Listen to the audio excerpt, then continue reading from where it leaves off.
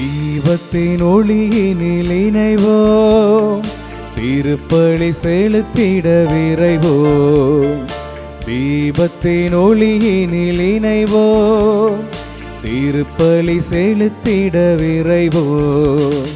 மனிதம் மலர்ந்திட புனிதம் வளர்ந்திட தீபத்தின் ஒளியினில் இணைவோம், திருப்பலி செலுத்திட விரைவோம்.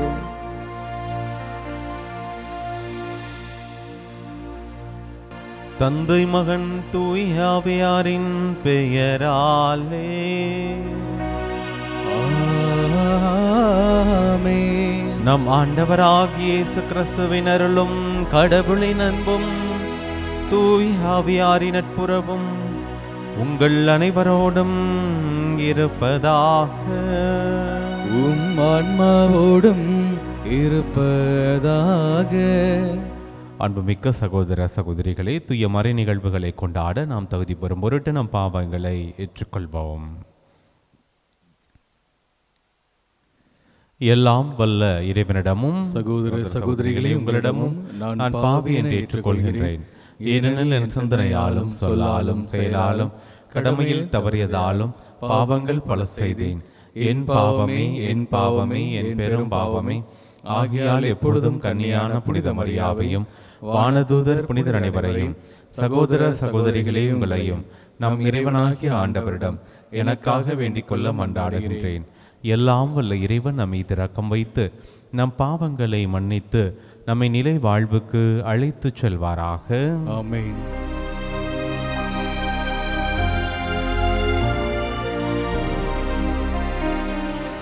என் பிதாவே, என்னை மன்னியும். என் பிதாவே, என்னை மன்னியும். இயேசுவே, என்னை இரட்சியும். இயேசுவே, என்னை இரட்சியும். ஆவியானவரே, என்னை பலப்படுத்தும். ஆவியானவரே, என்னை பலப்படுத்தும். ஜெபிப்போமாக. இறைவா, மனிதரான வாக்கின் வழியாக மனித குலத்தின் ஒப்புரவு வியத்தகு முறையில் செயல்படுத்துகின்றீர். அதனால் ஆர்வமிக்க இறைப்பற்றாலும் உயிர் துடிப்புள்ள நம்பிக்கையாலும் வரவிருக்கும் பெருவிழாவுக்கு கிறிஸ்தவ மக்கள் விரைந்திட ஆற்றல் பெற அருள்வீராக. உம்மோடு தூயாவியின் ஒன்றிப்பில் இறைவனா என்றென்றும் வாழ்ந்து ஆட்சி செய்கின்ற எங்கள் ஆண்டவராகிய இயேசு கிறிஸ்து வழியாக உம்மை மன்றாடுகின்றோம். ஆமென். முதல் வாசகம். இஸ்ரேல் மீது அரசனாக தாவீது திருப்பொழிவு செய்யப்பட்டான். சாமுவேல் முதல் நூலிலிருந்து வாசகம். அதிகாரம் 16, இறைவசனங்கள் 1, 6, 7 மற்றும் 10-13 முடிய. அந்நாள்களில் ஆண்டவர் சாமுவேலை நோக்கி, உன்னிடமுள்ள கொம்பை எண்ணெயால் நிரப்பி கொண்டு போ. பெத்லெகேமை சார்ந்த ஈசாயிடம் உன்னை அனுப்புகிறேன். ஏனெனில் அவன் புதல்வருள் ஒருவனை அரசனாக தேர்ந்துள்ளேன் என்றார். ஈசாயின் புதல்வர்கள் வந்தபோது அவர் எலியாவை பார்த்தவுடனே, ஆண்டவரால் திருப்பொழிவு செய்யப்பட்டவன் இவனாகத்தான் இருக்கும் என்று எண்ணினார். ஆனால் ஆண்டவர் சாமுவேலிடம், அவன் தோற்றத்தையும் உயரத்தையும் பார்க்காதே, ஏனெனில் நான் அவனை புறக்கணித்து விட்டேன். மனிதர் பார்ப்பது போல் நான் பார்ப்பதில்லை. மனிதர் முகத்தை பார்க்கின்றனர், ஆண்டவரோ அகத்தை பார்க்கின்றார் என்றார். இவ்வாறு ஈசாய் தம் 7 புதல்வரை சாமுவேல் முன்பாக கடந்து போக செய்தார். இவர்களையும் ஆண்டவர் தேர்ந்து கொள்ளவில்லை என்றார் சாமுவேல். தொடர்ந்து சாமுவேல் ஈசாயை பார்த்து, உன் பிள்ளைகள் இத்தனை பேர்தானா? என்று கேட்க, இன்னொரு சிறுவன் இருக்கிறான், அவன் ஆடுகளை மேய்த்து கொண்டிருக்கிறான் என்று பதிலளித்தார். ஈசாய் அதற்கு சாமுவேல் அவரிடம், ஆள் அனுப்பி அவனை அழைத்து வா, ஏனெனில் அவன் வரும் வரை நான் உணவருந்த மாட்டேன் என்றார்.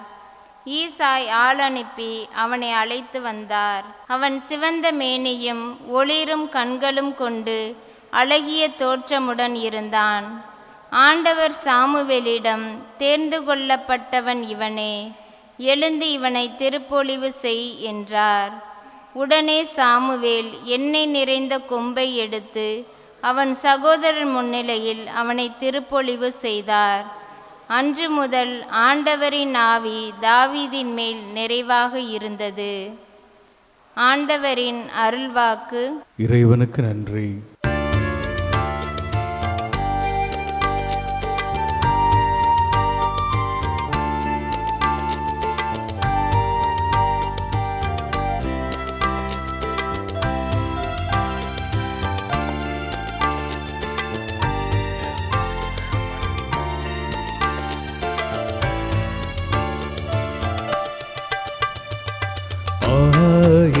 என் மந்தையை காப்பது போல ஆண்டவர் நம்மை காக்கின்றார்.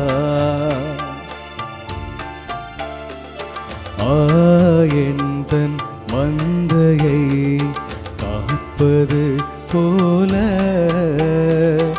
ஆண்டவர் நம்மை காக்கின்றார். குறைகள் எனக்கோ இனி இல்லை, கவலை எதுவும் பெரிதில்லை. குறைகள் எனக்கோ இனி இல்லை, கவலை எதுவும் பெரிதில்லை. தாங்கும் தேவன் இருப்பதா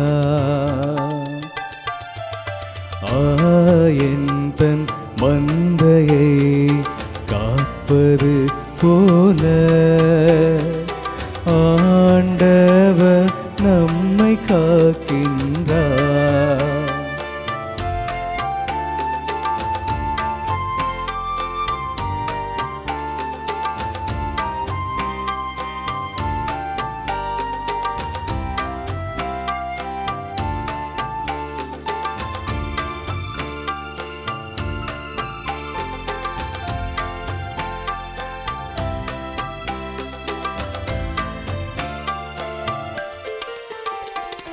அமைதியான இடத்தில் என்னை இளைப்பாற செய்கின்றார்.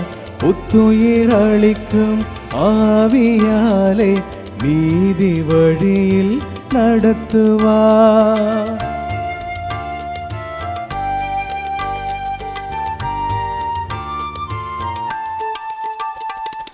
அமைதியான இடத்தில் என்னை இளைப்பாற செய்கின்றார். புத்துயிர் அளிக்கும் ஆவியாலே நீதி வழியில் நடத்துவார். சாவினிருள் சூழ் பள்ளத்தாக்கில் நடக்க நேர்ந்தாலும் நீர் என்னோடு இருப்பதால் எதற்கும் அஞ்சிடே. அவரின் கோலே தேற்றும் துணையாகும். குறைகள் எனக்கோ இனி இல்லை, கவலை எதுவும் பெரிதில்லை. குறைகள் எனக்கோ இனி இல்லை, கவலை எதுவும் பெரிதில்லை. தாங்கும் தேவன் இருப்பதா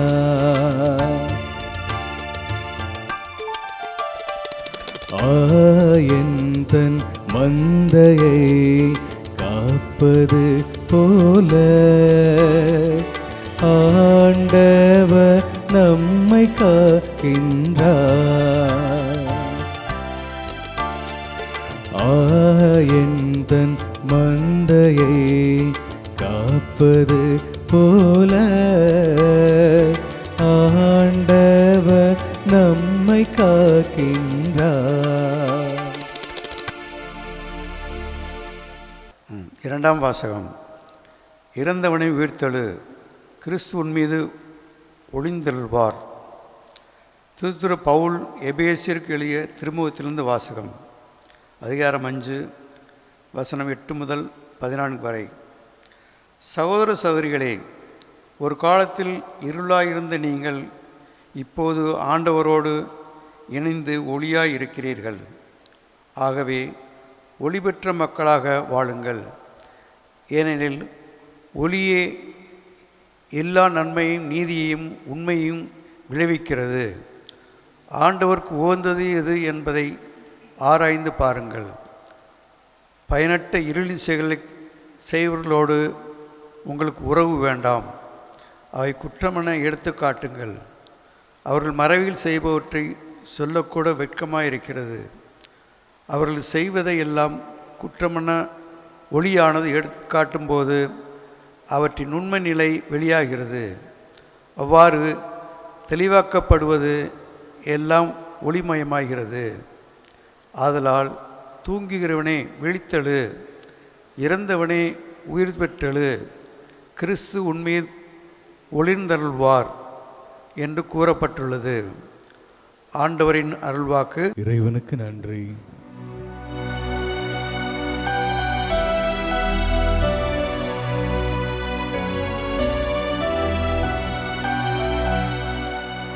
ஆயன் தன் மந்தையை காப்பது போல ஆண்டவர் நம்மை காக்கின்றார்.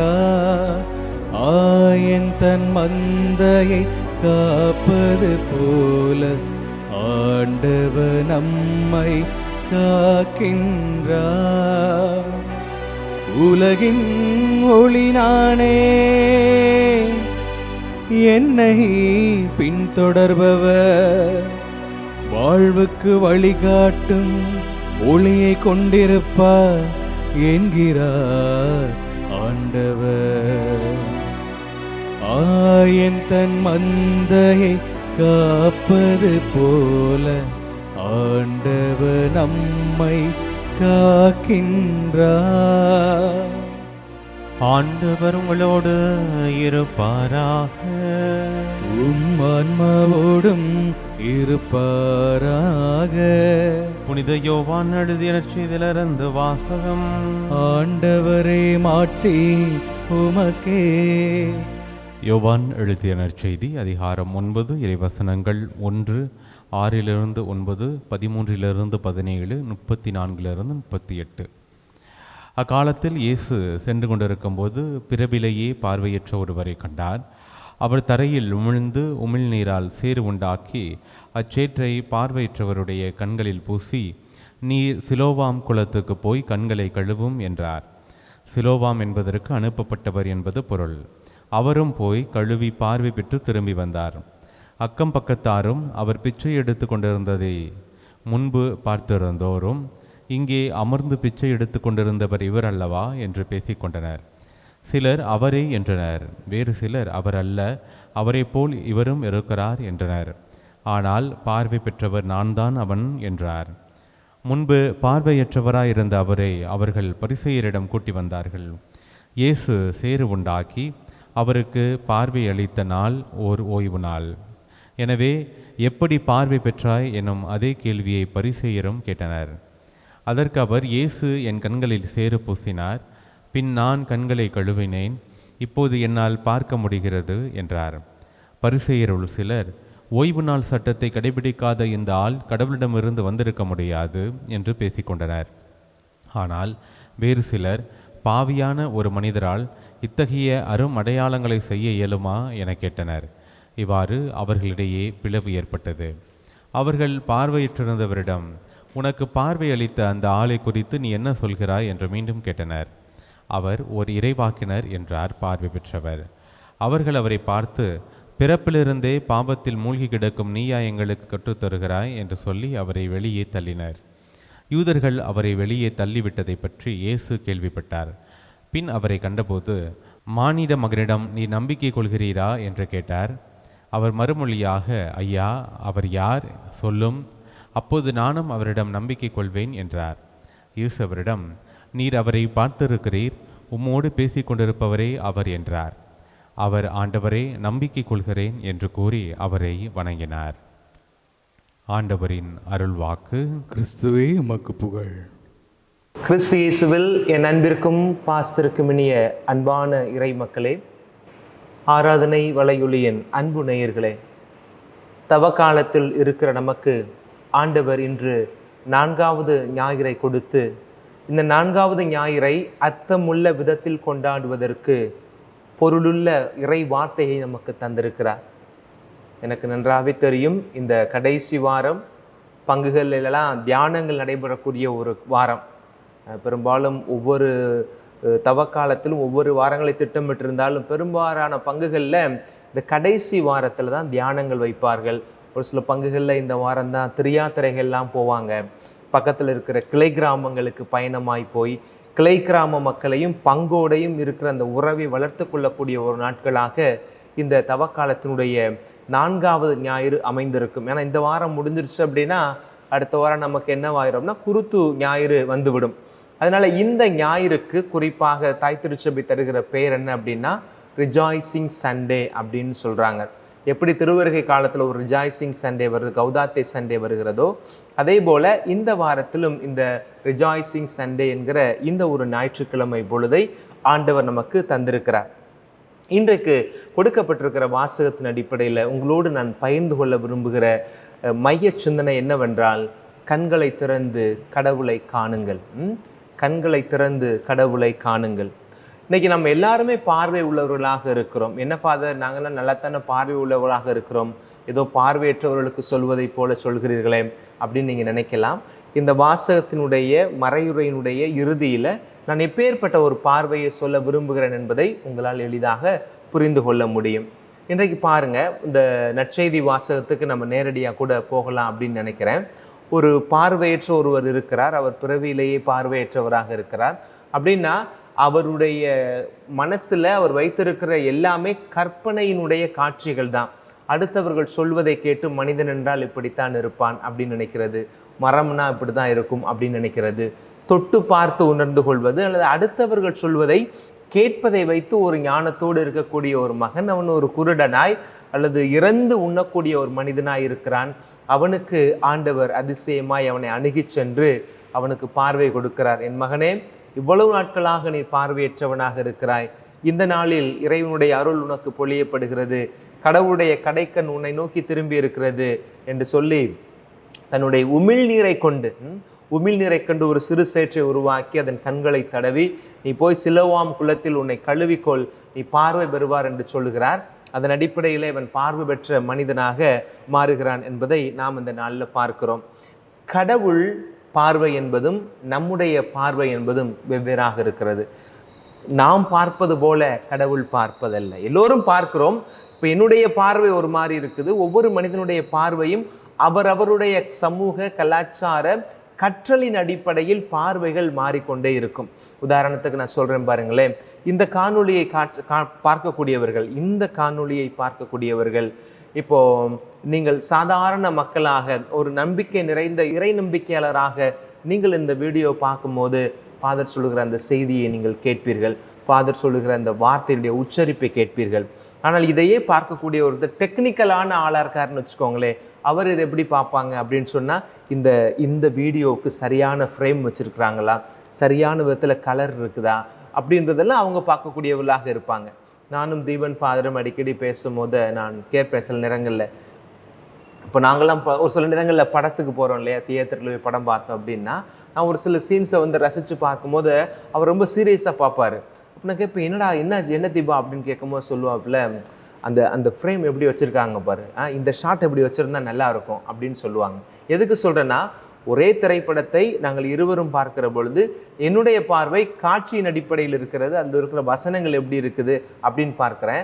ஆனால் இன்னொரு மனிதர் அவர் முழுக்க இந்த டெக்னாலஜி இதனுடைய பின்னணியில் அவர் இருக்கிறதுனால அதை பார்க்கக்கூடியவராக இருக்கிறார். அதனால் ஒரே காட்சியை பார்க்கக்கூடிய மனிதர்களிலேயே மனிதனுக்கு மனிதன் வேறுபடுகிற பொழுது கடவுள் இன்றைக்கு நம்முடைய முதல் வாசகத்தில் சொல்கிறார், சாமுவேலை பார்த்து, என் மகன் சாமுவேல், நீர் பார்ப்பது போல நான் பார்ப்பது இல்லை அப்படின்னு சொல்றாரு. என்ன நடக்கிறது? இந்த முதல் வாசகத்துல சாமுவேல் இறைவாக்கினர் ஏசாயாவுடைய வீட்டுக்கு போகிறார். எதற்காக? கடவுள் சொல்லி அனுப்புகிறார், நீ போய் அந்த ஈசாயினுடைய மகன்களில் ஒருவனை நீர் 2வது அரசனாக திருப்பொழிவு செய் அப்படின்னு சொல்றாரு. ஏன்? கடவுளால் தேர்ந்து கொள்ளப்படாத மக்களுடைய வேண்டுகோளின் அடிப்படையில் வேண்டா விருப்பாக கொடுக்கப்பட்ட அரசன் தான் யாரு? சவுல். அவன் சரியான ஆட்சி நடத்தவில்லை, மக்களுடைய பார்வையில் நல்லவனை போல் நடிக்கிறான், நான் கடவுளுக்கு உகாத காரியங்களை செய்கிறான். ஒரு கட்டத்தில் மமதை தலைக்கு ஏறி விடுகிறது.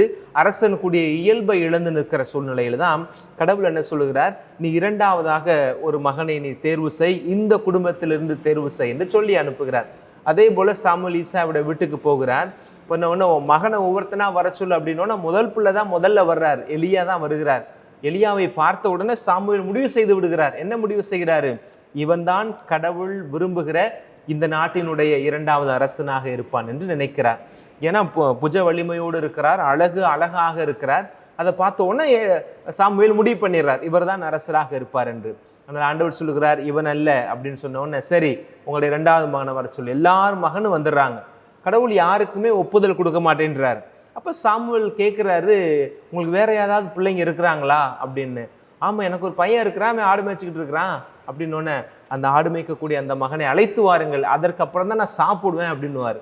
அப்போ போய் இவர்கள் அந்த மகனை அழைத்து கொண்டு வருகிற பொழுது பார்த்த மாத்திரத்திலே கடவுள் சொல்வார், இவனை நீ அருட்பொழிவு செய், திருப்பொழிவு செய் என்று சொல்லி கொம்புகளில் தான் கொண்டு வந்திருந்த அந்த எண்ணெயை ஊற்றி அத்துணை பேருக்கு முன்பாக, தன்னுடைய உடன்பிறப்புகளுக்கு முன்பாக ஆண்டவர் சாமுவேல் வழியாக தாவீதை அந்த இஸ்ரேல் இனத்திற்கான 2வது அரசனாக திருப்பொழிவு செய்யப்படுகிற அந்த காலத்தில் ஆண்டவர் சொல்லுகிற வார்த்தை தான் என்னது? சாமுவேல், நீர் பார்ப்பது போல நான் பார்ப்பது அல்ல, மனிதர்களாகிய நீங்கள் பார்ப்பது போல கடவுளாகிய நான் பார்ப்பதல்ல. மனிதர்களாகிய உங்களுடைய பார்வை சற்று வித்தியாசப்பட்டிருக்கிறது. எப்பேற்பட்ட பார்வை கொண்டிருக்க வேண்டும்? கடவுள் பார்க்கக்கூடிய கனிவு நிறைந்த, அன்பு நிறைந்த ஒரு பார்வை நாம் கொண்டிருக்க வேண்டும் என்பதைத்தான் இந்த முதல் வாசகம் நமக்கு சொல்லுகிறது. அப்படியே நீங்கள் நற்செய்திக்குள்ள வாங்களேன், அந்த வாசகத்தையே நான் உங்களுக்கு வாசிக்கலாம்னு நினைக்கிறேன். ரொம்ப எளிமையான வாசகம், மிகச்சிறிய வாசகம் தானே. அதில் பவுலடியார் என்ன சொல்லுகிறாரு? அந்த எபேசிய மக்களுக்கு சொல்லுகிறார், ஒரு காலத்தில் இருளாய் இருந்த நீங்கள் இப்போது ஆண்டவரோடு இணைந்து ஒளியாக இருக்கிறீர்கள். அப்போ ஒளியின் மக்களாக வாழ வேண்டும் அப்படின்னு சொன்னால் அதற்கு இருக்கிற ஒரே காரியம், கடவுளோடு இணைந்தவர்களாக நாம் இருக்க வேண்டும். ஆகவே ஒளி பெற்ற மக்களாக வாழுங்கள். அப்போ நான் ஒளியை பெற்ற மக்களாக அப்படின்னா மெழுதிரை தூக்கிட்டு அப்படியே ஊரெல்லாம் தெரியணும் அப்படின்றது இல்லை.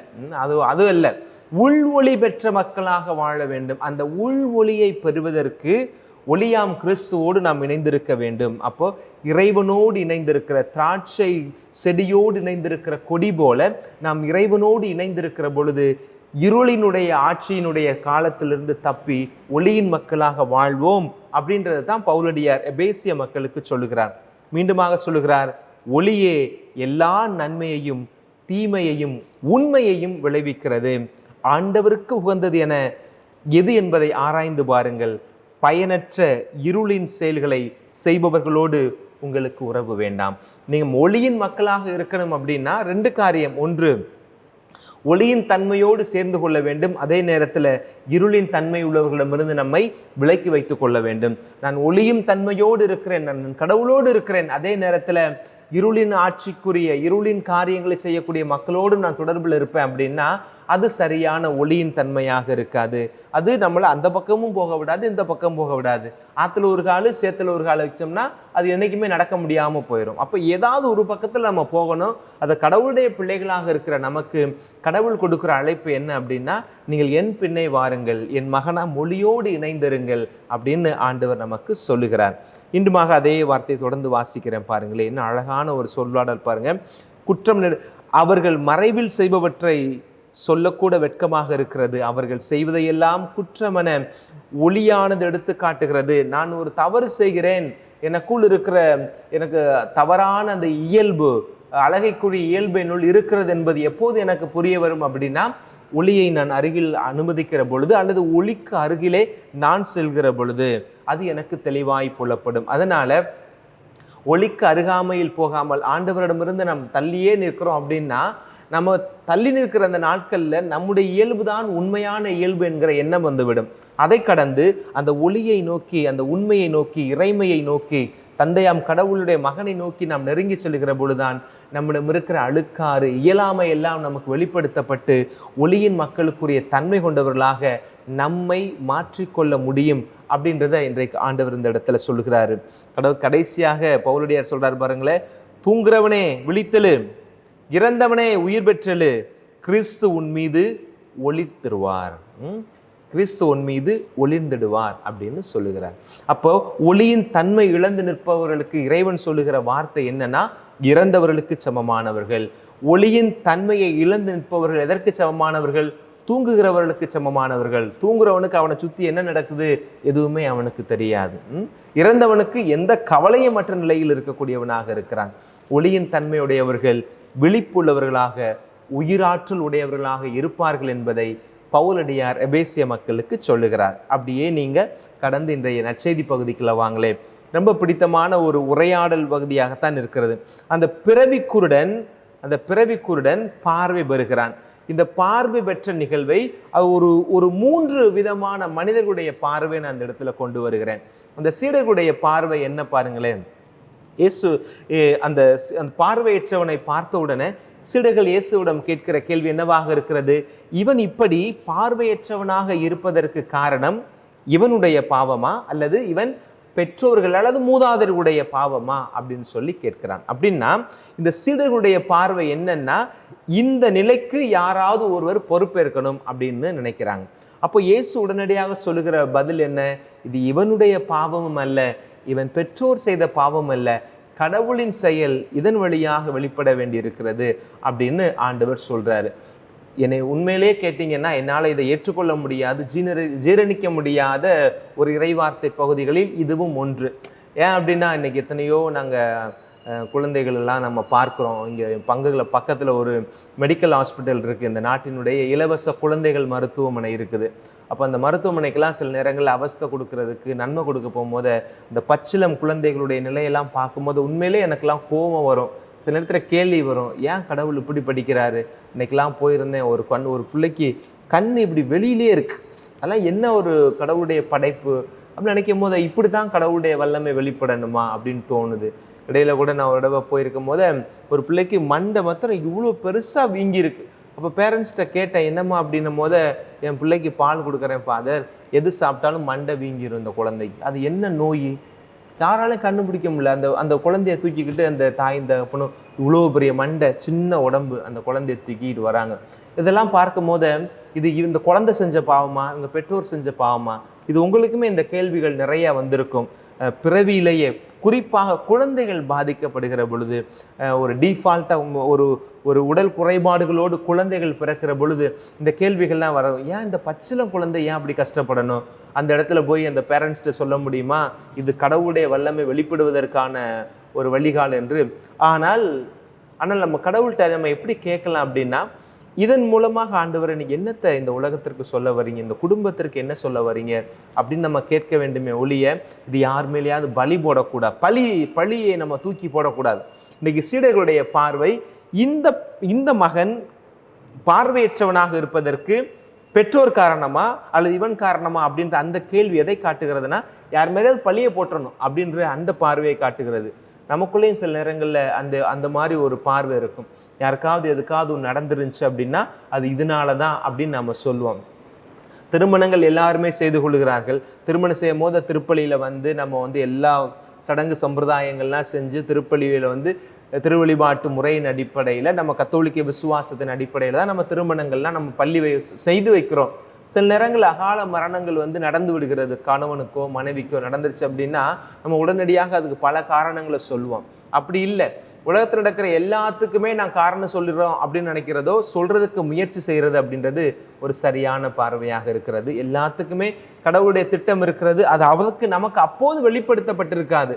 ஆனால் காலம் வருகிற பொழுது அதனுடைய காரணம் என்ன, இதன் வழியாக கடவுள் சொல்ல வருகிற செய்தி என்ன என்பது நமக்கு வெளிப்படும். ஆக சீடர்களுடைய பார்வை நம்மிடம் ஒருபோதும் இருக்கக்கூடாது, பழி போடக்கூடிய ஒரு பார்வை இருக்கக்கூடாது. ரெண்டாவது என்ன ஒரு அருமையானனா, பரிசேயருடைய பார்வை. இந்த பரிசேயர்களுடைய பார்வை என்னன்னா, உண்மையை ஏற்றுக்கொள்ளாமல் இருளின் நிலையிலிருந்து யோசிக்கக்கூடியவர்களாக இருக்கிறார்கள். நீங்க யோசிச்சு பாருங்க, பிறவிலேயே பார்வையற்ற அந்த மனிதனாக இருக்கிறவன், வாழ்க்கையினுடைய பல சுகங்களை இழந்தவன், பல நிராகரிப்புகளை கண்டவன். ஆனால் இன்றைக்கு அவனுக்கு ஒரு பார்வை கிடைச்சிருச்சு அப்படின்னோடனே அவனுடைய மகிழ்ச்சியில் பங்கெடுப்பதை விட்டுவிட்டு இந்த பார்வை கொடுத்தவன் யார் என்பதை தேடுகிறார்கள். ஏன்? இன்றைக்கு ஓய்வு நாள். இந்த ஓய்வு நாளில் எவன் இவனுக்கு இந்த பார்வையை கொடுத்தான் அப்படின்னு பார்க்கணும்னு நினைக்கிறாங்க. அதாவது ஓய்வு நாள் சட்டம் தான் அவரிடம் இருக்கிற சட்டங்களிலேயே மிக முக்கியமான சட்டம். எவனொருவன் ஓய்வு நாளை புனிதமாய் கடைபிடிக்கிறானோ அவன்தான் புனிதமானவன் அப்படின்னு நினைத்து கொண்டிருக்கிறார்கள். இரண்டாவது குறிப்பு, யார் ஒருவர் காணிக்கை சம்பந்தப்பட்ட இந்த ஆஃபர் டு சாக்ரிஃபைஸ், பலியை ஒப்பிட்ட காரியங்களில் எல்லாம், பலியோடு தொடர்புடைய காரியங்களை எல்லாம் யாரு கரெக்டாக அதை யார் ஃபாலோ பண்ணுறாங்களோ அவங்க தான் புனிதமானவர்கள் அப்படின்னு நினைத்து கொண்டிருக்கிற நேரங்களில் இயேசு ஆண்டவர் என்ன செய்கிறார்? அந்த ஓய்வு நாளில் ஒரு புனிதமான ஒரு காரியத்தை செய்கிறார். இதை அந்த பரிசேயர்களால் ஏற்றுக்கொள்ள முடியாமல் யார் மீது பலி போடலாம் என்று இயேசுவை அவர்கள் கட்டங்கட்ட பார்க்குறாங்க. ஆனால் அந்த பார்வையற்றவர் மிக தெளிவாக சொல்லுகிறார், நான் ஒரு தடவை பார்த்தேன்ப்பா, அவர் வந்தார், அவர் வந்து எச்சியை துப்புனாரு, அவருடைய குழப்புனாரு, என் கண்ணில் வச்சு தேய்ச்சிட்டு சிலோவாமில் போய் கழுவுன்னு சொன்னார், எனக்கு சரியாயிடுச்சு அப்படின்னு அந்த இடத்துல அவர் சொல்கிறார். இங்கே பரிசேயருக்கு என்ன பிரச்சனை? ஓய்வு நாளில் நடக்கவே கூடாது. நீ எப்படி இங்கேருந்து சிலோவாமுக்கு போன? ஓய்வு நாளில் ஒரு மண்ணை தொட்டு குழப்பக்கூடாது. அது குழப்புனவன் யாரு? இவங்க 2 பேரும் சேர்ந்து ஓய்வு நாள் சட்டத்தை மீறிட்டாங்க. உனக்கு பார்வை கொடுத்தவரும் இந்த நாளில் பாவத்துக்குரியவனாக போய்விட்டார், பார்வை பெற்ற நீயும் பாவத்துக்குரியவனாக போய்விட்டாய். எப்பேற்பட்ட ஒரு பாவம்! ஓய்வு நாளுக்கு எதிரான பாவத்தை நீங்கள் செய்திருக்கிறீர்கள் என்று சொல்லி ஒரு சிறுமைத்தனமாக பிறருடைய மகிழ்ச்சியில் பங்கெடுத்து மகிழக்கூடிய மனிதனாக இல்லாமல் அதை குற்றம் காணக்கூடிய ஒரு மனநிலையில் பரிசேயர்கள் இருக்கிறார்கள். இது நமக்கும் நம்முடைய வாழ்க்கையில பொருத்தி பார்க்கக்கூடிய ஒன்றாக இருக்கிறது. நம்மள எத்தனை பேருக்கு நம்முடைய சொந்தக்காரங்களோ அல்லது நமக்கு தெரிஞ்சவங்களோ, நம்ம உடன்பிறப்புகளோ, நம்ம அறிந்த மனிதர்களோ நல்ல உயர்ந்த நிலைக்கு நல்ல சந்தோஷமா இருக்கிறத பார்த்து சந்தோஷப்படுறோம். சில பேருக்கு வகுத்தறிச்சல்லாம் வரும். 4 பேருக்கு முன்னாடி நமக்கு தெரிஞ்சவங்க முன்னேறி போகிற பொழுது நமக்கு வகுத்தறிச்சு வரும், ஐயோ நமக்கு இது கிடைக்கலையே அப்படின்னு. நமக்கு ஏன் கிடைக்கலன்னு கேட்கறத விட அவனுக்கு கிடைச்சிருச்சே அப்படின்ற ஒரு எண்ணம் இருக்கு பார்த்தீங்களா? அதுதான் இந்த பரிசேயர்களுடைய மனநிலை. பிறருடைய மகிழ்ச்சியை, ஆனந்தத்தை பார்த்து அந்த ஆனந்தத்தில் பங்கெடுத்து மகிழ்ச்சி கொள்ளக்கூடியவர்களாக நாம இருக்கணும் அப்படின்றத இந்த பரிசேயருடைய பார்வையிலிருந்து ஆண்டவர் நமக்கு சொல்லுகிறார். 3வது ஒரு பார்வை, அதோடு நாம நிறைவு செய்யலாம். 3வது பார்வை யாருடைய பார்வை? இதுதான் அந்த பார்வையற்றவனுடைய பார்வை. முதல்ல அந்த சீடர்களுடைய பார்வையை பார்த்தோம். யாராவது ஒருத்தர் வந்து பலியை ஏற்றுக்கிறனும், பலி போடலான்னு பார்க்கக்கூடிய பார்வை. 2வது பரிசேயருடைய பார்வை என்ன? இருளில் இருந்து கொண்டு அடுத்தவருடைய மகிழ்ச்சியில் மகிழ்ச்சி கொள்ள முடியாத ஒரு இருள் நீர்ந்த ஒரு பார்வையை பார்க்கிறோம். 3வது பரிசேயருடைய பார்வையை கடந்து இந்த 3வதாக வருகிற அந்த பார்வையற்றவன் பார்வை பெறுகிறான் இல்லையா? ஒரு கிராஜுவல் growth-ஐ பார்க்க முடியும். அவனுடைய பார்வையில் ஒரு மாற்றத்தை நீங்கள் பார்க்க முடியும். நான் புறப்பார்வையை பற்றி சொல்லவில்லை, அவனுடைய அகப்பார்வை எப்படி மாறுகிறது, இயேசுவை குறித்து அவனுடைய பார்வை எப்படி மாறுது அப்படின்றத மாத்திரம் நான் சொல்லி நிறைவு செய்யலான்னு நினைக்கிறேன். முதல்ல அவன் இயேசுவை எப்படி அவன் அழைக்கிறான் அப்படின்னா, ஒரு மனிதனாகத்தான் இயேசுவை பார்க்கிறான். என்ன சொல்றாரு? அவங்க கேட்குறாங்கல்ல, உனக்கு யாரு உனக்கு பார்வை கொடுத்தது அப்படின்னும் போது என்ன பதில் சொல்லுகிறார்? இயேசு என்னும் மனிதர் ஒரு சேரை உண்டாக்கி அதை என் கண்ணில் தளவி அவர்தான் என்னை சிலோவாம் குளத்தில் போய் நீ உன்னை கழுவு என்று சொன்னார். யோவான் நற்செய்தி இன்றைக்கு வாசிக்கப்பட்டதான் 9வது அதிகாரத்தில் இருக்கிற 11வது வசனம். இயேசு என்னும் மனிதர் அப்படின்னு தான் சொல்றாரு, பார்த்துக்கோங்க. அப்போ குறைந்தபட்சம் ஒரு மனிதரை மனிதராக பார்க்கக்கூடிய ஒரு பார்வை அவரிடம் இருக்கிறது. நாமளே சில நேரத்தில் சொல்லுவோம் இல்லையா, ஒரு மனுஷனா கூட நம்மளை மதிக்க மாட்டானையா அப்படின்னு சொல்லுவான். ஒரு மனுஷனா மதிங்கியா முதல்ல அப்படின்னு சொல்றோம் இல்லையா? இன்னைக்கு இந்த இஸ்ரேலுக்கும் ஈரானுக்கும் நடைபெற்று கொண்டு இருக்கிற இந்த போரை எல்லாம் பார்க்கிற பொழுது கட்டாயம் நீங்கள் எல்லாம் ஜெபிப்பீங்கன்னு நினைக்கிறேன். உங்கள் பங்குலெல்லாம் நீங்கள் ஜெபிக்கிறீங்க. எங்களுடைய பங்குகளிலும் நாங்கள் இந்த அமைதிக்காக ஜெபிக்கிறோம். எங்கேயோ ஏதோ ஒரு இடத்துல வார் நடக்குது, போர் நடக்குதுன்னு நினைக்கக்கூடாது. இந்த உலகம் வந்து இன்னைக்கு வந்து குளோபலைஸ்ட், உலகமே வந்து ஒரு கையுக்குள் அடக்கப்பட்டுருச்சு. இந்த உலகமே ஒன்றோடு தொடர்புபடுத்தப்பட்டிருக்கிறதுனால எங்கோ யாருக்கோ நடக்கிற ஒரு நிகழ்வு என்று நாம கண்ணை மூடிட்டு இருக்க முடியாது. அது இப்பயே நீங்க பார்த்துருப்பீங்க, விலைவாசி உயர்வுலாம் வந்துருச்சு, பெட்ரோல் விலை கூடிருச்சு, தட்டுப்பாடுகள் வந்துருச்சு ஒரு சில இடங்கள்ல. இன்னும் வந்து பயணங்கள்லாம் பல விதங்களில் பாதிக்கப்பட்டு போயிருக்குது. யாருமே கல்ஃபை நோக்கி இன்னைக்கு பயணிக்க முடியல. இப்படி பல காரியங்கள் இருக்குது பாருங்களேன். இதுல மனிதனை மனிதனாய் மதிக்கக்கூடிய ஒரு குணம் இருந்தாவே இன்னைக்கு இந்த வாரெல்லாம் இன்னைக்கு இருக்காது, இந்த போரெல்லாம் இருக்காது. 2 நாளைக்கு முன்னாடி ஒரு சின்ன கிளிப்பிங்ஸ், ஒரு 30 செகண்ட்ஸ் கூட வராது, ஒரு சின்ன கிளிப்பிங்ஸ் பார்த்தேன். ஒரு 2 வயசு பையன், ஒரு 3 வயசு பையன், தத்ரா புத்ரான்னு பேசக்கூடிய ஒரு பையன், ஈரானிய பிள்ளை அவன்.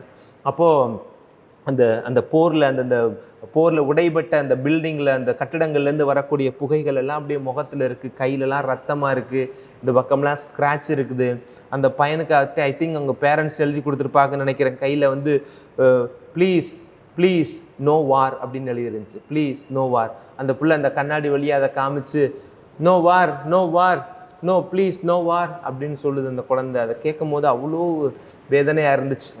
அப்போ வந்து இன்னைக்கு ஒரு மனிதனை மனிதனாக மதிக்கக்கூடிய ஒரு பார்வை இருக்குது அப்படின்னா அதுவே சமூகத்துக்கு நல்லது பயக்கும். ஆனால் இன்னைக்கு அந்த பார்வை குறைந்து வருகிறது அப்படின்றத நம்ம பார்க்கிறோம். ஏன் அப்படின்னா இந்த பரிசேயர்கள் இயேசுவை மனிதனாக கூட பார்க்கல. அவர் எப்படி பார்க்குறாங்க? பாவிகளின் நண்பன் என்று பார்க்கிறாங்க, பேய்களின் தலைவன் என்று சொல்லுகிறார்கள். இப்படி இயேசுவுக்கு அவச்சொல்களையும் அவமானப்படுத்தக்கூடிய பெயர்களை அவர்கள் இட்டு பார்க்கிற பொழுது இந்த பார்வையற்றவன் தொடக்கத்தில் அவரை இயேசுவை மனிதனாக பார்க்கிறான். அதோடு நிற்கவில்லை, மனிதனாய் பார்த்த பார்வை இரண்டாவது எப்படி நகர்கிறது அப்படின்னா அவரை ஒரு இறைவாக்கினராக பார்க்கிறான். அப்போதான் அழகா சொல்லப்பட்டிருக்கு பாருங்களே, உனக்கு பார்வை அளித்த அந்த ஆளை குறித்து நீ என்ன சொல்லுகிறாய் என்று மீண்டும் அவர்கள் கேட்கிறார்கள். யாரு? அந்த பரிசேயர்கள். அதற்கு அவர் சொன்ன பார்வை, அவர் ஒரு இறைவாக்கினர் என்றார் அந்த பார்வை பெற்றவர். இப்போ பாருங்களேன், இப்போ பரிசேயர்கள் என்ன நினைக்கிறாங்க? அவர் என்ன இறைவாக்கினர்? நாங்கள் தான் இறைவாக்கினருடைய பிள்ளைகள். எப்படி சொல்றீங்க? நாங்கள் மோயிசனுடைய சீடர்கள், எங்கள் மோயிசன் தான் கடவுளோடு உரையாடக்கூடிய காணக்கூடிய பாக்கியம் பெற்றவர் அப்படின்னு சொல்லுகிறாங்க. ஆனால் இங்கே யார் இருக்கிறா? இந்த பார்வையற்ற மனிதன், இறைவாக்கினர் என்று சொல்லுகிற மனிதன், அவருக்கு இயேசுவை இறைமகன் என்று தெரியாது, ஆனால் ஒரு இறைவாக்கினராக அவரை ஏற்றுக்கொள்ளக்கூடிய நிலைக்கு நகர்ந்து வருகிறார். மனிதனாய் பார்த்தவர் இப்ப இறைவாக்கினராக பார்க்கிறாரு. இறைவாக்கினராய் பார்த்தவன் அடுத்த நிலைக்கு அழகாக நகர்ந்து போகிறான். அவர் என்ன சொல்லுகிறான்? இயேசுவை அவன் இறை மகன் என்று அழைக்கிறான். அந்த பகுதியை வாசிக்கிறேன் பாருங்களே. யூதர்கள் வெளியே தள்ளி விட்டுறாங்க. அப்போதான் வெளியில போய் தள்ளி விட்டுறாங்க, வெளில போ, இனிமே நீ வந்து இந்த தொழுகை கூடத்துக்கு வராத அப்படின்னு வெளியே தள்ளி விட்டுறாங்க. ஏன்? நீ ஓய்வு நாள் சட்டத்தை மதிக்கல, உனக்கு யார் பார்வை கொடுத்தான்னு கேட்டால் சொல்ல மாட்டேன்ற, உன் தாய் தகப்பன்னு சொல்ல மாட்டேன்றாங்க, எல்லாரும் சேர்ந்து கலாணித்தனம் பண்றீங்க அப்படின்னு சொல்லி நீங்க கடவுளை நிந்திக்கிறீர்கள், நீங்கள் யாவே கடவுளுக்கு உண்மையற்றவர்களாக இருக்கிறீர்கள் அப்படின்னு பிடிச்சி வெளியில தள்ளி விட்டுறாங்க. அப்போதான் கடவுள் அந்த மகனை, அந்த மனுஷனை பார்க்குறாரு. மானிட மகன் மீது நம்பிக்கை கொள்கிறாயா மகனேன்னு இயேசுவை அவனை பார்த்து கேட்கிறார். இப்போ பார்வை பெற்ற பிறகு அவன் இயேசுவை பார்க்கிறான். முன்னாடி வந்து பார்வை பெறதுக்கு முன்னாடி இயேசுவை தொட்டு பார்த்துருப்பான். அவனை போய் சுலோவாம் குலத்தில் கழுகு அப்படின்னு சொல்லிட்டு இயேசு நகர்ந்து போயிடுறாரு. இப்போ தன்னிடம் பேசி கொண்டிருப்பவர் தனக்கு பார்வை கொடுத்தவர் தான் அப்படின்னு தெரியாமையே பேசி கொண்டிருக்கிறான். அவரிடம் இயேசு கேட்ட கேள்வி, மானிட மகனிடம் நீ நம்பிக்கை கொள்கிறாயா, கடவுளுடைய மகனை நீ நம்புகிறாயா அப்படின்னு கேட்டதுக்கு அவர் என்ன சொல்றாரு? ஐயா நான் நம்புறேன். அவர் யாரியா அப்படின்னு தான் கேட்கிறாரு. நான் நம்புகிறேன், நானும் அவரிடம் நம்பிக்கை கொள்வேன் அப்படின்னு அவர் சொல்றாரு. இயேசு அவரிடம், நீர் அவரை பார்த்திருக்கிறீர் தெரியுமா உனக்கு அப்படின்னு கேட்கிறாரு. எப்போ நான் பார்த்தேன்? உம்மோடு பேசி கொண்டிருக்கிற நானே அவர் அப்படின்னு சொல்றாரு. எப்படி போன வாரம் அந்த கிணத்தடியில் அமர்ந்து கொண்டு சமாரிய பெண்ணுக்கு நான் தான் என்று கடவுள் தன்னை வெளிப்படுத்தினாரோ இயேசு ஆண்டவர், இன்றைக்கு இந்த பார்வை பெற்றவனுக்கும் தன்னை வெளிப்படுத்துகிறார். அவனும் ஆண்டவரில் நம்பிக்கை கொள்கிறான் அப்படின்றதான் இன்றைக்கு வசனமாக இருக்கிறது. பிரியமான இறை மக்களே, ஆண்டவரை குறித்த இப்பேற்பட்ட ஒரு பரிணாம பார்வை இருக்க வேண்டும் என்று சொன்னால் ஆண்டவரை அதிகமாய் உணர்ந்தவராக இருக்க வேண்டும். இங்கே பாருங்களே, கடவுளை நெருங்கி வருகிற பொழுதுதான், ஒருவரை அணுகி செல்கிற பொழுதுதான் அவருடைய உண்மையான இயல்பு நமக்கு தெரியும். வழக்கமாக அப்படி சொல்லுவாங்க தெரியுமா?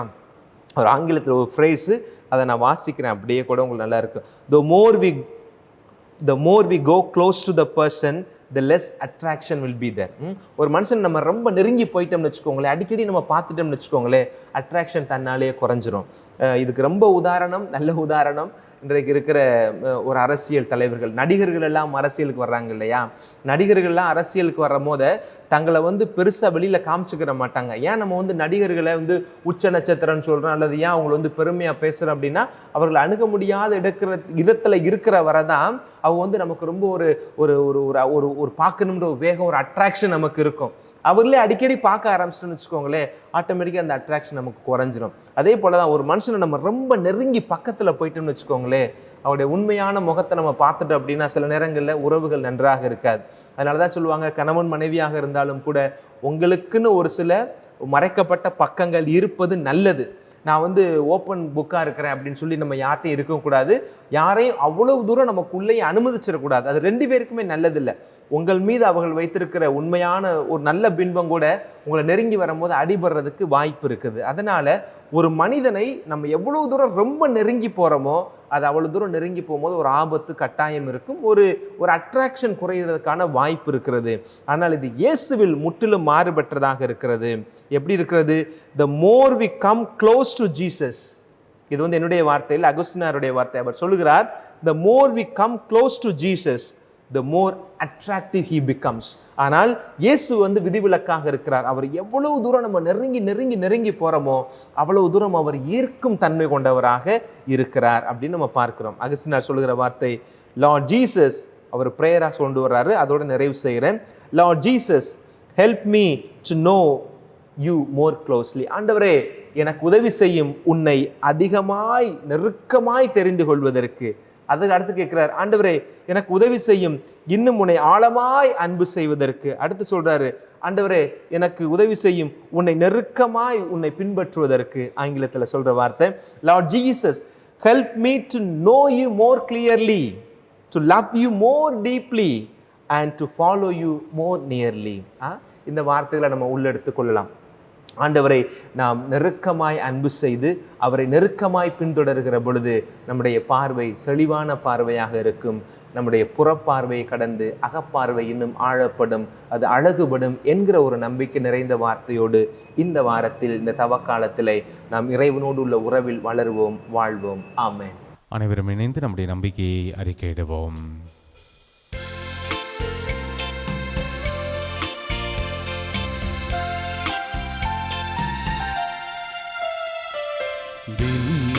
மண்ணையும் படைத்தவராம் கடவுள் ஒருவர் இருக்கின்றார். தந்தை மகன் துயராவியராய் ஒன்றாய் வாழ்வோரை நம்புகிறேன். தூய ஆவி வல்லமையால் இறைமகன் நமக்காய் மனிதரனா கண்ணி மறியிடம் பிறந்தவராம் இயேசுவை உறுதிய நம்புகிறேன்.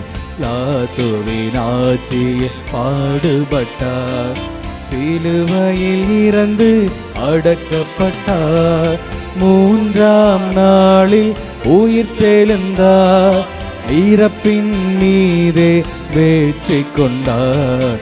விண்ணகம் வாழும் தந்தையிடம் அரியணை கொண்டு இருக்கின்றார்.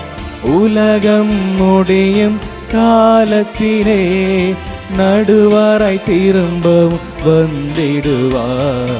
தூய ஆவியாரை நம்புகிறேன், பாரினில் அவர் துணை வேண்டுகிறேன். பாவ மன்னிப்பில் தூய்மை பெற்று பரிகார வாழ்வில் இணைந்திடுவேன். திரு அவை உரைப்பதை நம்புகிறேன், புனிதர்கள் உறவை நம்புகிறேன். உடலின் உயிர்ப்பை நிலை வாழ்வை உறுதியுடனே நம்புகிறேன்.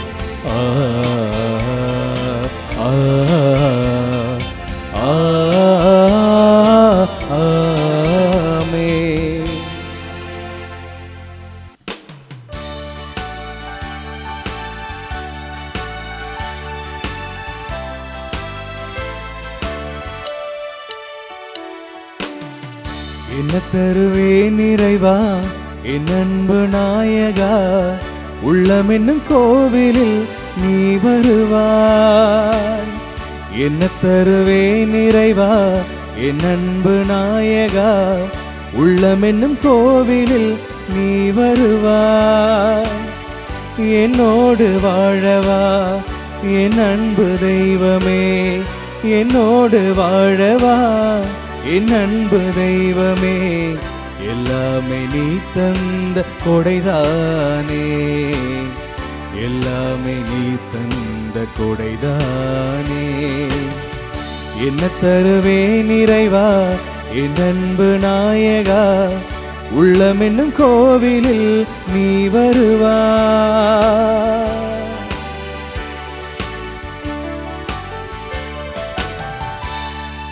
அன்புமிக்க சகோதர சகோதரிகளே, என்னுடையதும் உங்களுடையதுமான இப்பள்ளி எல்லாம் வல்ல தந்தையாகிய இறைவனை கேட்டதாகும்படி மன்றாடுங்கள். ஆண்டவர் தம் திருப்பேரின் புகழ்ச்சிக்காகவும் மாட்சிக்காகவும் நமது நன்மைக்காகவும் புனித திரு அவை அனைத்து நலனுக்காகவும் உமது கையிலிருந்து இப்பள்ளியை ஏற்றுக்கொள்வாராக. ஆண்டவரே, பணிவுடன் உம்மை வேண்டி நிலையான உதவி அளிக்கும் காணிக்கைகளை பேரின்பத்துடன் உமக்கு ஒப்புக் கொடுக்கின்றோம்.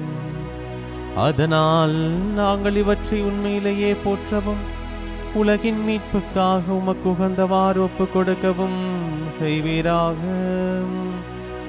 எங்கள் ஆண்டவராகிய இயேசு கிறிஸ்து வழியாக உம்மை மன்றாடுகின்றோம்.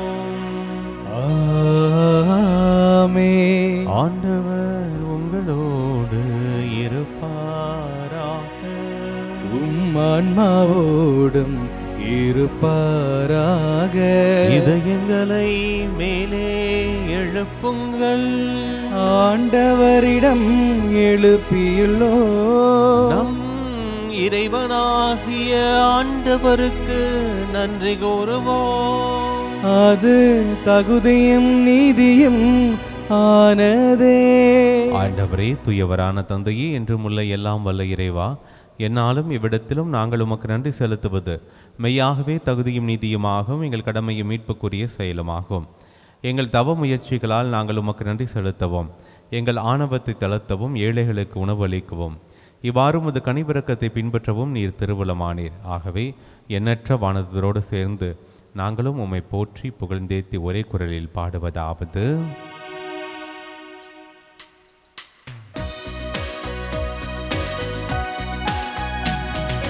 தூயவர் தூயவர் தூயவர் வான் படைகளின் கடவுளாம் ஆண்டவர். விண்ணகமும் மண்ணகமும் உமது மாட்சியால் நிறைந்துள்ளன. உன்னதங்களிலே ஓசன்னா, உன்னதங்களிலே ஓசன்னா. ஆண்டவர் பெயரால் வருகிறவர் ஆசி பெற்றவர். உன்னதங்களிலே ஓசன்னா, உன்னதங்களிலே ஓசன்னா.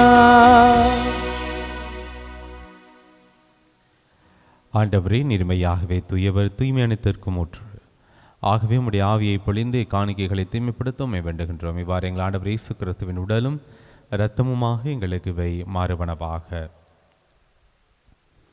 அவர் பாடுபட உளம் கணிந்து தம்மை கையளித்த போது அப்பத்தை எடுத்து நன்றி செலுத்தி அதை பிட்டு தம் சீடர்களை கழித்து கூறியதாவது: அனைவரும் இதிலிருந்து பெற்று உண்ணுங்கள், ஏனெனில் இது உங்களுக்காக கையளிக்கப்படும் என் உடல்.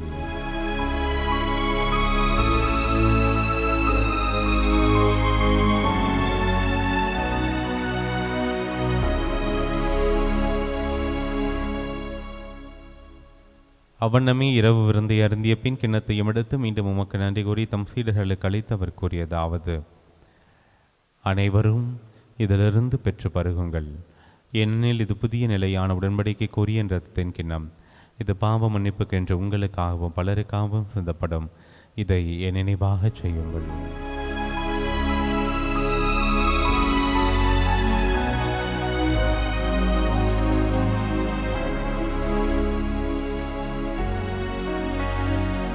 நம்பிக்கையின் மறை பொருள். ஆண்டவரே, நீ வருமளவும் உமது இறப்பினை அறிக்கையிடுகின்றோ, உமது உயிர்ப்பினையும் எடுத்துரைக்கின்றோ. ஆகவே ஆண்டவரே, நாங்கள் கிறிஸ்துவின் இறப்பினையும் உயிர்ப்பினையும் நினைவு கூர்ந்து வாழ்வதரும் அப்பத்தையும் மீட்பளிக்கும் கிண்ணத்தையும் உமக்கு ஒப்புக் கொடுக்கின்றோம். திருமுனின்று உமக்கு ஊழியம் புரிய தகுந்தவர்கள் எங்களை ஏற்றுக்கொண்டு நினைவை உமக்கு நன்றி செலுத்துகின்றோம். மேலும் கிறிஸ்துவின் உடலிலும் இரத்தத்திலும் பங்குள்ள எங்களை தூய ஆவியார் ஒன்று சேர்க்க வேண்டும் என உம்மை தாழ்மையுடன் மன்றாடுகின்றோம். ஆண்டவரே, உலகெங்கும் பரவியிருக்கும் அது திரு அவையை நினைவு கூர்ந்தருளும். எங்கள் திருத்தந்தை லேயோ, எங்கள் ஆயர் ஆரோக்கியராஜ், எல்லா திருநிலையினராகிய அனைவரோடும் திரு அவை அன்பில் நிறைவு பெறச் செய்தருளும். உயிர்த்தெழும் எதிர்நோக்குடன் துயில் உள்ளும் எங்கள் சகோதர சகோதரிகளையும் இறந்தோர் அனைவரையும் இரக்கத்துடன் நினைவு கூர்ந்து உமது திருமுக ஒளியினுள் ஏற்றருளும். எங்கள் அனைவரும் மிதம் இரக்கமாயிரம். கடவுளின் கனித்தாயான புனித மரியா, அவருடைய கணவரான புனித யோசேப்பு, புனித திருத்தூதர்கள், இவ்வுலகிலும் உகந்தவராக இருந்தோராகிய புனிதர் அனைவருடனும் நாங்கள் நிலை வாழ்வில் பங்கொள்ளும் தகுதி பெற்று திருமணி இயேசு கிறிஸ்து வழியாக உம்மை புகழ்ந்தேத்தும் வரமருள உம்மையும் மன்றாடுகின்றோம்.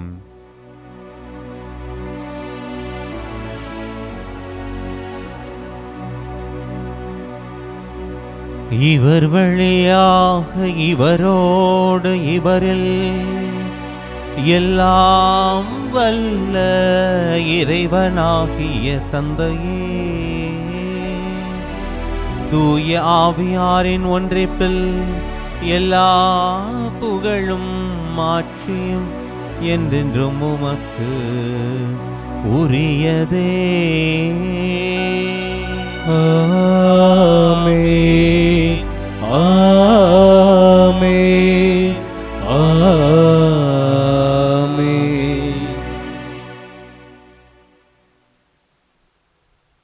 மீட்பரின் கட்டளையால் கற்பிக்கப்பட்டு இறை படிப்பினையால் பயிற்சி பெற்ற நாம் துணிந்து சொல்வோம். விண்ணுலகில் இருக்கிற எங்கள் தந்தையே, உமது பெயர் தூயது என போற்ற பெறுக.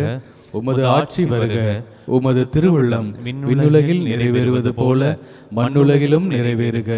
எங்கள் அன்றாட உணவை இன்று எங்களுக்கு தாரும். எங்களுக்கு எதிராக குற்றம் செய்வோரை நாங்கள் மன்னிப்பது போல எங்கள் குற்றங்களை மன்னியும். எங்களை சோதனைக்கு உட்படுத்தாதையும் தீமையிலிருந்து எங்களை விடுவித்தருளும். ஆண்டவரே, தீமை அனைத்திலிருந்தும் எங்களை விடுவித்து எங்கள் வாழ்நாளில் அமைதியை கனிவுடன் அருளும் மன்றாடுகின்றோம்.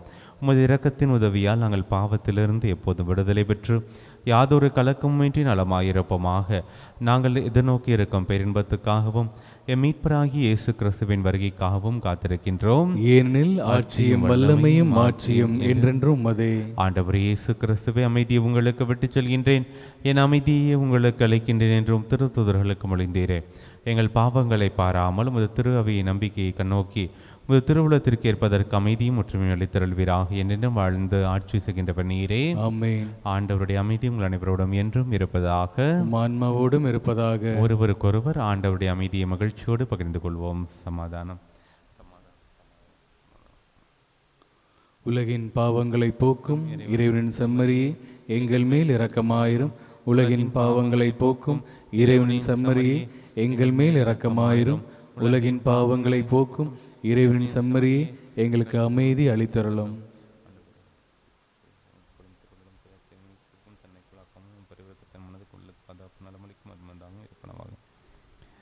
இதோ இறைவனின் செம்மறி, இவரை உலகின் பாவங்களை போக்குபவர்.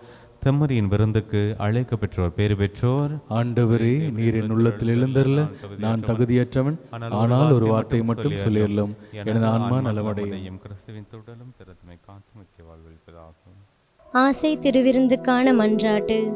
ஆண்டவரே, நீர் என் இல்லத்தில் எழுந்தருள நான் தகுதியற்றவள். ஆனால் ஒரு வார்த்தை மட்டும் சொல்லியருளும் என்று நூற்றுவர் தலைவன் ஜெபித்தது போல நாங்களும் இப்போது உம் திருப்பாதம் பணிந்து வேண்டுகிறோம். இனிய இயேசுவே, நாங்கள் தகுதியற்றவர்களாய் இருந்தாலும் எங்கள் தகுதியின்மையை பாராமல் நீர் எங்கள் உள்ளங்களில் எழுந்து வாரும். உம் அன்பிலும் அருளிலும் நாங்கள் நிலைத்திருக்க எம்முள் எழுந்து வாரும். நன்மை செய்வதில் ஆர்வமுள்ளவர்களாய், தீமைகள் அனைத்திலிருந்தும் விடுதலை பெற்றவர்களாய் வாழவும் எங்களை வழிநடத்த வாரும். எல்லா நலன்களாலும் வளங்களாலும் எங்களை நிரப்ப வாரும். ஆமேன். நன்றி கூறி மன்றாடுவோமாக. இறைவாய் உலகுக்கு வரும் ஒவ்வொரு மனிதரையும் ஒளிர்விக்கின்ற நீர், எங்கள் இதயங்களை உமது அருளின் சுடரால் ஒளிர்வித்தருள உம்மை வேண்டுகின்றோம். அதனால் உமது மாண்புக்கு தகுதியானதையும் விருப்பமானதையும் என்று நினைவில் கொண்டு உம்மை நேர்மையாக அன்பு செய்ய வலிமை பெறுவோமாக. எங்கள் ஆண்டவராகிய இயேசு கிறிஸ்து வழியாக உம்மை மன்றாடுகின்றோம். ஆமென். ஆண்டவர் உங்களோடு இருப்பாராக. உம் ஆன்மாவோடும் இருப்பாராக. எல்லாம் வல்ல இறைவன் தந்தை, மகன், தூயாவியார் உங்கள் ஒவ்வொருவரையும் நிறைவாக ஆசீர்வதிப்பாராக. ஆமென். சென்று வாருங்கள், திருப்பலி நிறைவேறிற்று. இறைவனுக்கு நன்றி.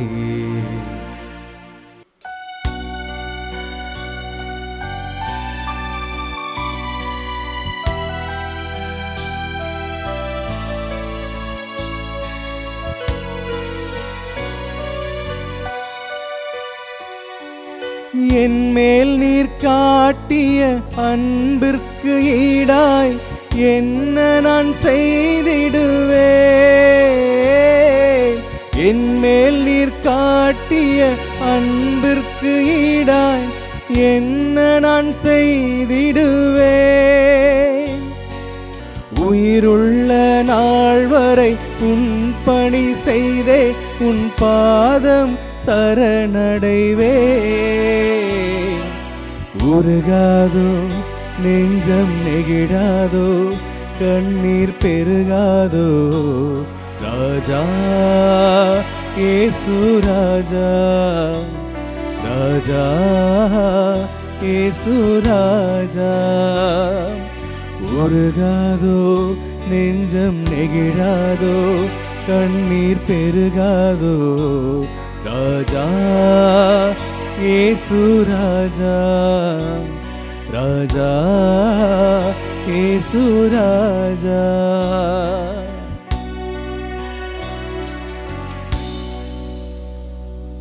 தந்தை, மகன், தூயாவின் பேராலே ஆமென்.